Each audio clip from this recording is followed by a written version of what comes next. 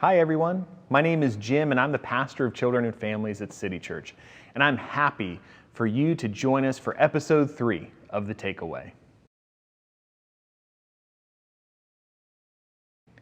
Have you ever felt helpless? I know that with COVID-19, many of us have felt helpless. But even in your everyday life, you might feel as though you constantly need help from others. Whether it's help cutting out an art project, getting cereal down from the high shelf for breakfast, tying your shoes, or solving a really difficult math problem, we all need help. In fact, God created us in such a way to need help. It's not a bad thing at all.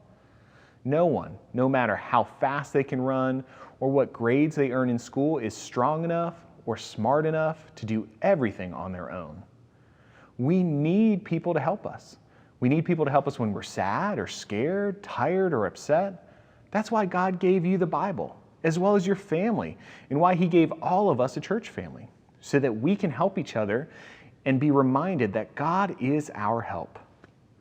Now, there's a story in the Bible from John 5, and maybe after this video, you can read it together as a family. In this story, there's a man who cannot walk. His legs won't work because he's paralyzed. And this man, who hasn't walked in 38 years, is laying by a fountain because people believed that the water there had healing powers. But because the man can't walk, he couldn't go down into the water to be healed. And honestly, who knows if the fountain actually had any power to heal people like that anyway? Well, one day Jesus comes up to the man, and he knows that the man can't walk, and he sees how sad this man is lying there by the fountain all by himself. What do you think Jesus does next in the story? Do you think he picks up the man and takes him to the water? Or maybe Jesus immediately heals him by touching him, just like he did with the leper in our story from Mark's Gospel in our first episode of The Takeaway? Well, Jesus didn't do either of those things. No. Instead, Jesus asks him a question. Do you want to get well? When the man showed Jesus that yes, he did want to get well, Jesus healed that man. And now the man got up and he walked. That's just what he did. Got up on these legs after 38 long years, and he walked away from this sad place praising God. You see, the power to heal and the power to get well, it doesn't come from some pool of water. It comes from God. Now, there are people out there that will tell you that to be happy or to get everything that you want or need, that you have to work hard, that you have to be strong or earn perfect grades or pray perfectly or worry about what other people think of you or always obey the rules or even break the rules. All those people are like the man that are lying beside a fountain, hoping that they can somehow be healed. Those ideas, they might sound right or look promising, but in the end, they aren't going to work. And all those false promises teach us is to rely on our own power. Now, thankfully, Jesus comes to each of us and he is asking us to trust him. And when we realize that we need help, he's asking us to look to God for our help, because God is the one who heals and restores and gives us life, and he is eager to do it.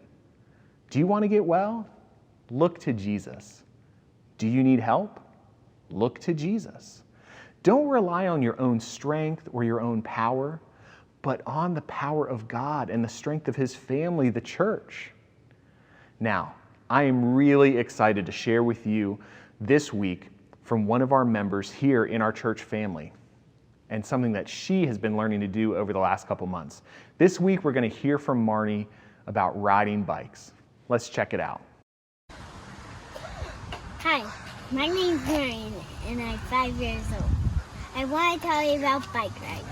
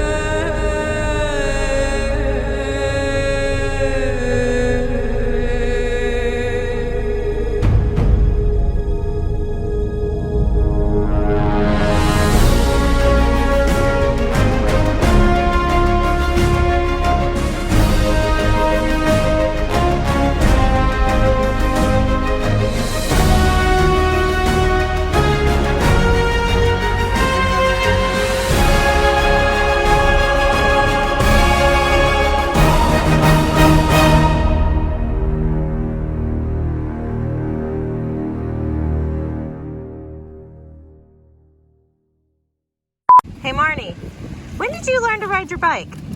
50 years ago. 50 years ago? Wow. I don't think so. Marnie, was it hard to learn to ride your bike? Yeah. Lord, show me your bike. See this light?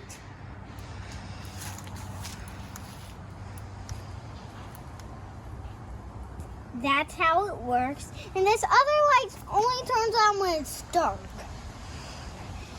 And you see this handlebar?